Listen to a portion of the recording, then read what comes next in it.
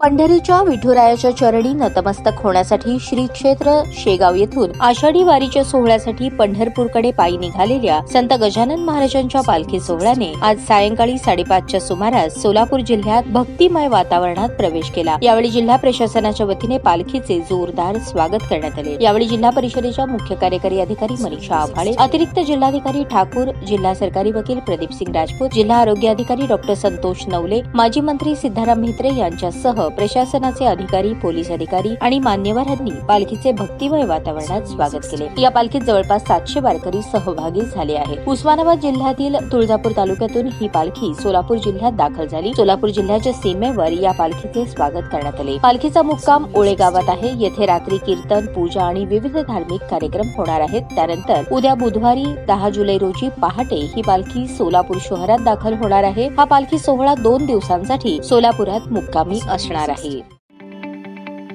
ताज्या बातम्या पाहण्यासाठी प्राईम महाराष्ट्र न्यूज चॅनलला सबस्क्राईब करा।